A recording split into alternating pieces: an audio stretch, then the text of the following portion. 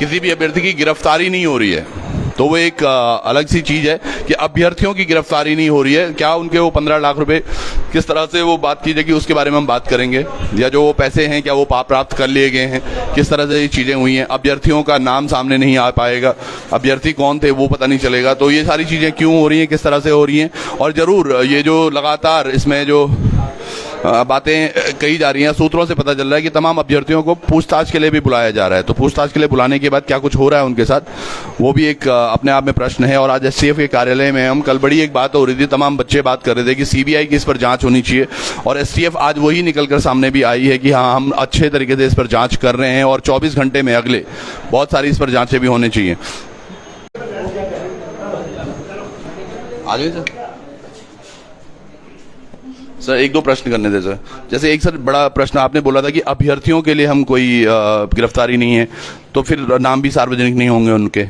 सार्वजनिक देखिए, अभ्यर्थी जो है कहीं ना कहीं इस जो हमारा एक गैंग था जो अपने धन अर्जित करने के लिए इस परीक्षा को लीक करा रहे थे, तो अभ्यर्थी कहीं ना कहीं उनके लुभावन में, लोक लुभावन की बातों में आकर, या कहीं ना कहीं आप कहेंगे सरकारी नौकरी का जो क्रेज होता है उसमें आ गए। तो मैं कहूंगा कि वो कोई मुख्य अभियुक्त या कोई सरगना नहीं है, या कोई इस पेपर लीक के मास्टरमाइंड नहीं है। हाँ, उनसे गलती हुई है, जो विधि सम्मत गलती हुई है, जिन सेक्शंस के वो अपराधी होंगे उस संबंध में जो है विधिक कार्रवाई की जाएगी। गिरफ्तारी करना और ना करना वो एक आयोग का डिस्क्रिप्शन होता है कि कितने उसके खिलाफ साक्ष्य हैं और कितनी उसकी संलिप्तता उस मामले में पाई जाती है। सर, जो ये मास्टरमाइंड है इसके कितना क्लोज है एसटीएफ, अगर हम बात करें वाकई की मास्टरमाइंड के कितने, क्योंकि अब तक 22-23 लोगों ने काफी हद तक आप पहुंच चुके होंगे।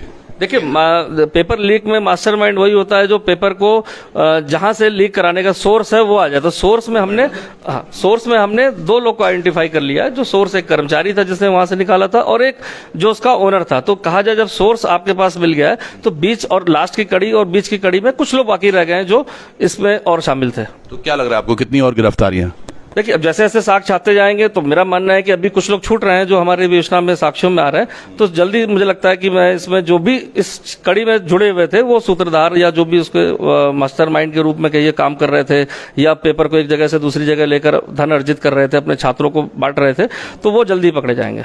सर, एक चीज और है जो आप बोल रहे थे कि 24 घंटे में बहुत सारी और गिरफ्तारियां होने वाली हैं, तो कितनी एक्सपेक्ट कर रहे हैं आप? बेसिकली चूंकि अब हम इस विवेचना के जो मेन कड़ियों को हमने जोड़ लिया है, तो अब हमारे पास सिर्फ उनको पकड़ना ही बाकी रह गया। चूंकि पहले क्या होता है कि विवेचना में साक्ष्यों को कलेक्ट करना पड़ता है, जिसमें समय लगता है। जब साक्ष्यों को आपने कलेक्ट कर लिया है, मेन सोर्स को आपने पकड़ लिया जहां से लीक हुआ था, साथ ही साथ कर्मचारियों को पकड़ लिया, बहुत सारे छात्रों के बयानों से हमें चीजें क्लियर हो गई हैं, तो सिर्फ जो गिरफ्तारी का समय लगता है वो उसी बात को मैं कह रहा हूँ, क्योंकि साक्ष्यों को संकलित करने में ज्यादा टाइम लगता है। गिरफ्तारी के लिए जो टीमें हमारी गई हैं, जैसे उनको सफलता मिल जाएगी तो वो समस्त चीजों को शेयर किया जाएगा। सर, एक और प्रश्न सर, 24 से 48 घंटे स्टार्टिंग की हम बात करें, 48 घंटे मात्र लगा और आपने 6 अभियुक्तों को पकड़ लिया। क्या एसटीएफ इस पर बहुत दिनों से काम कर रही थी या एकदम से ही हो गया?